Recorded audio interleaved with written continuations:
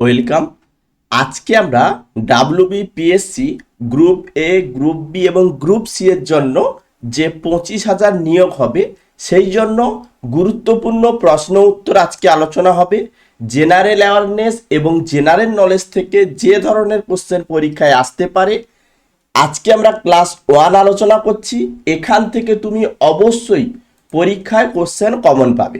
এক একটি করে কোশ্চেনগুলো দেখো, নিজে অ্যান্সার করার চেষ্টা করো, না পারলে আমি অ্যান্সার ডিটেলসে বলে দিচ্ছি।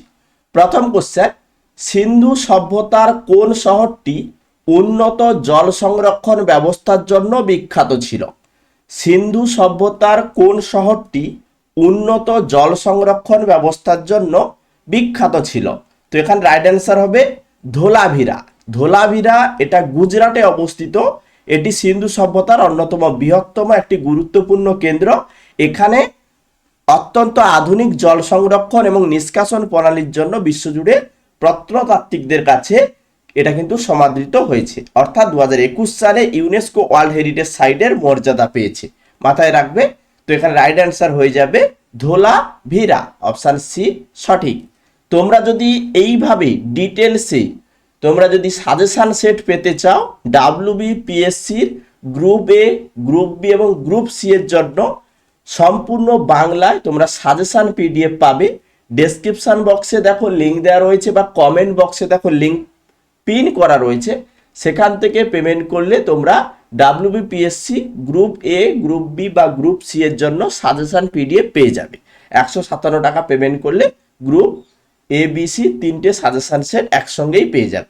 প্রথম কোশ্চেন দেখো আলোচনা করলাম, এবারে দ্বিতীয় কোশ্চেন। ইন্ডিকা, এই ইন্ডিকা গ্রন্থটির রচয়িতা কি? মেগাস্থিনিস, চাণক্য, ইউয়েনসাং নাকি ফাইয়েন? রাইট অ্যান্সার কি হবে? ইন্ডিকা এই গ্রন্থটির রচয়িতা কে? ইন্ডিকা গ্রন্থের রচয়িতা হলেন মেগাস্থিনিস। মেগাস্থিনিস ছিলেন একজন গ্রিক দূত, যাকে সেলুকাসের নিকট মানে চন্দ্রগুপ্ত মৌর্যের দরবারে পাঠানো হয়েছিল বা পাঠিয়েছিলেন সেলুকাস।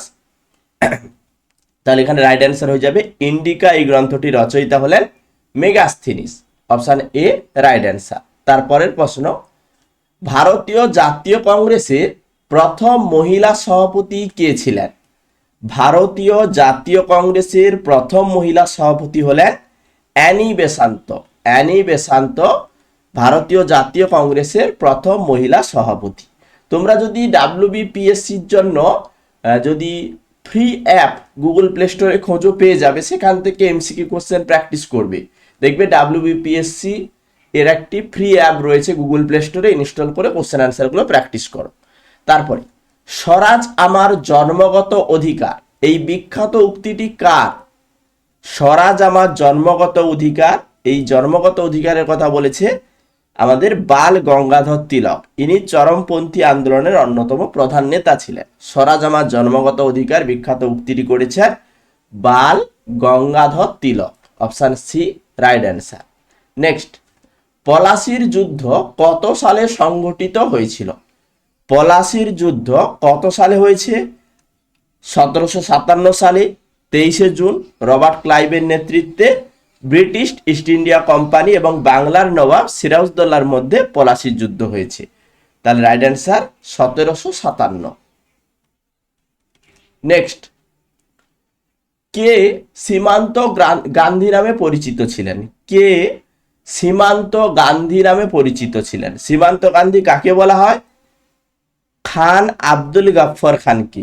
উত্তর পশ্চিম সীমান্ত প্রদেশে অহিংসা আন্দোলনের নেতৃত্ব দিয়েছিলেন, এই জন্য খান আব্দুল গফ্ফর খানকে সীমান্ত গান্ধী বলা হয়। খান আব্দুল গফ্ফর খান, অপশান বি রাইট অ্যান্সার। আমার তবু আমি ক্লাসগুলো করছি যাতে তোমাদের এগুলো কাজে লাগে। ক্লাসগুলো অবশ্যই বন্ধুদের সঙ্গে শেয়ার করবে। নেক্সট কোশ্চেন, পশ্চিমবঙ্গের সর্বোচ্চ সিংহ কোনটি? পশ্চিমবঙ্গের সর্বোচ্চ সিংহ আমরা জানি সান্দাকফু পশ্চিমবঙ্গের সর্বোচ্চ সিংহ, যার উচ্চতা 3636 মিটার। এটি সিঙ্গালীলা পর্বত শ্রেণীতে অবস্থিত। তাহলে Sandakphu option C right answer. Next, ভারতের কোন রাজ্যে সর্বাধিক বনভূমি রয়েছে? সর্বাধিক বনভূমি কোথায় রয়েছে? ভারতের মধ্যপ্রদেশে। ভারতের রাজ্যগুলোর মধ্যে আয়তনের নিরিখে মধ্যপ্রদেশে সব থেকে বেশি বনভূমি রয়েছে, মাথায় রাখবে। ওকে, নেক্সট কোশ্চেন, নর্মদা নদীর উৎপত্তি স্থল কোথায়? নর্মদা নদীর উৎপত্তি স্থল মধ্যপ্রদেশের অমরকন্টক মালভূমি থেকে। তাহলে অমরকন্টক মালভূমি থেকে নর্মদা নদী উৎপত্তি হয়েছে, ঠিক আছে, এবং আরব সাগরে পতিত হয়েছে। নেক্সট, নীলগিরি, এই নীলগিরি পাহাড় কোন পর্বতমালার অংশ? নীলগিরি পাহাড় পশ্চিম ঘাট পর্বতমালার অংশ। তো রাইট অ্যান্সার হয়ে যাবে নীলগিরি পাহাড় কোন পর্বতমালার অংশ? পশ্চিম ঘাট পর্বতমালার অংশ হচ্ছে নীলগিরি। তারপরের প্রশ্ন, সুন্দরবনকে ওয়ার্ল্ড হেরিটেজ সাইট আখ্যা দেওয়ার প্রধান কারণ কি? সুন্দরবনকে ওয়ার্ল্ড হেরিটেজ সাইট হিসেবে আখ্যা দেওয়া হয়েছে 1987 সালে, কারণ ম্যানগ্রোভ অরণ্য রয়েছে এখানে, এই জন্য। তাহলে ম্যানগ্রোভ অরণ্যের কারণে ইউনেস্কো ওয়ার্ল্ড হেরিটেজ সাইট হিসেবে ঘোষণা করা হয়েছে 1987-তে। পরবর্তী প্রশ্ন, ভারতের দীর্ঘতম নদী কোনটি? ভারতের দীর্ঘতম নদী গঙ্গা, যার দৈর্ঘ্য 2525 কিলোমিটার প্রায়। তাহলে গঙ্গা নদী ভারতের দীর্ঘতম নদী। নেক্সট কোশ্চেন, ভারতীয় সংবিধানের খসড়া কমিটির সভাপতি কে ছিলেন? ভারতীয় সংবিধানের খসড়া কমিটির সভাপতি হলেন ডক্টর বি আর আম্বেদকর। ডক্টর বি আর আম্বেদকর ভারতীয় সংবিধানের খসড়া কমিটির সভাপতি ছিলেন। তারপরের প্রশ্ন, মৌলিক অধিকার সংবিধানের কোন অংশে বর্ণিত আছে? মৌলিক অধিকার সংবিধানের কোন অংশে বর্ণিত রয়েছে? এখানে রাইট অ্যান্সার হয়ে যাবে পার্ট 3-এ, অর্থাৎ ভারতীয় সংবিধানের 3-এর এ 12 নম্বর অনুচ্ছেদ, যেটা সেখান থেকে 35 নম্বর অনুচ্ছেদ পর্যন্ত ভারতের মৌলিক অধিকারের কথা রয়েছে, অর্থাৎ এখানে পার্ট 3, এখানে অপশন বি রাইট অ্যান্সার হয়ে যাবে। তারপরের প্রশ্ন, ভারতের রাষ্ট্রপতিকে কে শপথ বাক্য পাঠ করান? ভারতের রাষ্ট্রপতিকে শপথ বাক্য পাঠ করান কে? প্রধান বিচারপতি, অর্থাৎ ভারতের প্রধান বিচারপতি ভারতের রাষ্ট্রপতিকে শপথ বাক্য পাঠ করান। পরবর্তী প্রশ্ন, পঞ্চায়েতি রাজ ব্যবস্থা প্রথম কোন রাজ্যে চালু হয়? পঞ্চায়েতি রাজ ব্যবস্থা প্রথম কোন রাজ্যে চালু হয়? রাজস্থানে 1959 সালে 2রা অক্টোবর রাজস্থানে পঞ্চায়েতি এই রাজ ব্যবস্থা প্রথম চালু করা হয়। তাহলে Rajasthan, option B right answer হয়ে যাবে। অর্থ বিল, বানানটা দেখবে অর্থ-এর, অর্থ বিল কেবল কোথায় উত্থাপন করা যায়? অর্থ বিল কোথায় দেওয়া যায়? অর্থ বিল সংবিধানের 109 নম্বর ধারা অনুযায়ী শুধুমাত্র লোকসভাতে উত্থাপন করা যাবে। তাহলে লোকসভা, এই লোকসভাতেই অর্থ বিল কেবল উত্থাপন করা যায়। নেক্সট, ভারতের কেন্দ্রীয় ব্যাংক কোনটি? ভারতের কেন্দ্রীয় ব্যাংকের নাম কি? ভারতের কেন্দ্রীয় ব্যাংকের নাম রিজার্ভ ব্যাংক। রিজার্ভ ব্যাংক হচ্ছে ভারতের কেন্দ্রীয় ব্যাংক। তারপর, নীতি আয়োগের পদাধিকার বলে চেয়ারম্যান কে হন? নীতি আয়োগের পদাধিকার বলে চেয়ারম্যান হন কে? প্রধানমন্ত্রী। 2015 সালে 1 জানুয়ারি যোজনা কমিশনের বদলে নীতি আয়োগ গঠিত হয়েছে। তাহলে এখানে রাইট অ্যান্সার হয়ে যাবে প্রধানমন্ত্রী। নীতি আয়োগের পদাধিকার বলে চেয়ারম্যান হয়ে থাকে প্রধানমন্ত্রী। তারপরে জিএসটি, এই জিএসটি ভারতে কবে থেকে কার্যকর হয়? জিএসটি ভারতে কার্যকর হয়েছে 2017 সালে 1 জুলাই থেকে। তাহলে 2017 সালে 1 জুলাই থেকে জিএসটি ভারতে কার্যকর হয়েছে।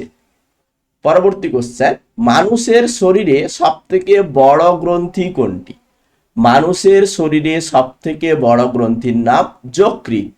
যকৃৎ হচ্ছে মানুষের শরীরে সবথেকে বড় গ্রন্থি। পরবর্তী কোশ্চেন, কোন ভিটামিনের অভাবে স্কারভি রোগ হয়? স্কারভি রোগ কেন হয়? ভিটামিন সি এর অভাবে দাঁতের মাড়ি ফুলে যায় এবং রক্ত পড়ে। তাহলে ভিটামিন সি এর অভাবে স্কারভি রোগ হয়ে থাকে। পরের প্রশ্ন, শূন্য মাধ্যমে আলোর বেগ কত? শূন্য মাধ্যমে আলোর বেগ প্রায় 3 লক্ষ কিলোমিটার প্রতি সেকেন্ড। 3 লক্ষ কিলোমিটার প্রতি সেকেন্ড শূন্য মাধ্যমে আলোর বেগ। অপশন বি এখানে সঠিক অ্যান্সার হয়ে যাবে। লাফিং গ্যাস আসলে কি? লাফিং গ্যাস আসলে হচ্ছে নাইট্রাস অক্সাইড। লাফিং গ্যাস এটা হচ্ছে নাইট্রাস অক্সাইড, ঠিক আছে। মূলত নাইট্রাস অক্সাইডকে লাফিং গ্যাস বলা হয়। এটি সামান্য মাত্রায় শ্বাস গ্রহণের ফলে মানুষের হাসির উদ্রেক তৈরি করে। এরপরে কোষের শক্তিঘর কাকে বলা হয়? কোষের শক্তিঘর কাকে বলা হয়? মাইটোকন্ড্রিয়াকে। মাইটোকন্ড্রিয়া কোষের শ্বাসকার্যে সাহায্য করে, এটিপি অণুর মাধ্যমে শক্তি সঞ্চয় করে রাখে, তাই একে শক্তিঘর বলা হয়। তাহলে মাইটোকন্ড্রিয়া প্রচুর শক্তি উৎপাদন করে বলে একে কোষের শক্তিঘর বলা হয়। বিশ্ব পরিবেশ দিবস কবে পালিত হয়? চারটে অপশন দেখো, 5ই মে, 5ই জুন, 5ই জুলাই, 5ই আগস্ট। বিশ্ব পরিবেশ দিবস 1974 সাল থেকে পালন করা হচ্ছে 5ই জুন। তাহলে 5 জুন বিশ্ব পরিবেশ দিবস। নেক্সট, ব্রিক্স এর সদর দপ্তর কোথায় অবস্থিত? ব্রিক্স এর সদর দপ্তর কোথায় রয়েছে? সাংহাইতে। তাহলে সাংহাইতে ব্রিক্সের সদর দপ্তর রয়েছে। পরবর্তী প্রশ্ন, ভারতের প্রথম কৃত্রিম উপগ্রহ কোনটি? ভাস্কর, আর্যভট্ট, রোহিণী নাকি ইনস্যাট? ভারতের প্রথম কৃত্রিম উপগ্রহের নাম আর্যভট্ট। আর্যভট্ট হচ্ছে ভারতের প্রথম কৃত্রিম উপগ্রহ। এরপরের প্রশ্ন, গ্র্যামি পুরস্কার কোন ক্ষেত্রে দেওয়া হয়? গ্র্যামি পুরস্কার মূলত সঙ্গীত অর্থাৎ সঙ্গীত শিল্পে অসাধারণ অবদানের জন্য গ্র্যামি পুরস্কার দেওয়া হয়। মার্কিন যুক্তরাষ্ট্রের রেকর্ডিং একাডেমি গ্র্যামি পুরস্কার প্রদান করে থাকে। তাহলে এখানে সঙ্গীতের ক্ষেত্রে গ্র্যামি পুরস্কার দেওয়া হয়, অপশন বি সঠিক অ্যান্সার হয়ে যাবে। এরপরে বলছে সত্যজিৎ রায় কত সালে অস্কার পুরস্কার পান? সত্যজিৎ রায় 1992 সালে অস্কার পুরস্কার পেয়েছেন। তাহলে সত্যজিৎ রায় কত সালে অস্কার পুরস্কার পেয়েছেন? 1992 সালে। ওকে, তাহলে গুরুত্বপূর্ণ 30টি কোশ্চেন আমরা আলোচনা করলাম। তোমরা যদি সাজেশন অনুসারে কোশ্চেন অ্যান্সার প্র্যাকটিস করতে চাও তাহলে অবশ্যই WBPSC group A, group B এবং গ্রুপ সি এর জন্য সাজেশন পিডিএফ তোমরা সংগ্রহ করবে। ডেসক্রিপশন বক্সে দেখো এবং কমেন্টে দেখো পিন করা রয়েছে লিঙ্ক, সেখান থেকে তোমরা এই সাজেশন পিডিএফটি পেমেন্ট করে সংগ্রহ করতে পারবে। এখানে তোমরা অল সাবজেক্টের উপরে তোমাদের সিলেবাস ভিত্তিক একদম ডিটেলসে এমসিকিউ কোশ্চেন এবং বিস্তারিত দেওয়া রয়েছে। এখান থেকে হুবহু কোশ্চেন পরীক্ষায় কমন পেতে পারো। অবশ্যই WBPSC group A, B, C এর জন্য যারা ক্লাসগুলো দেখছো ক্লাসগুলো বন্ধুদের সঙ্গে শেয়ার করবে এবং কমেন্টে PSC কথাটি অবশ্যই লিখবে। ওকে।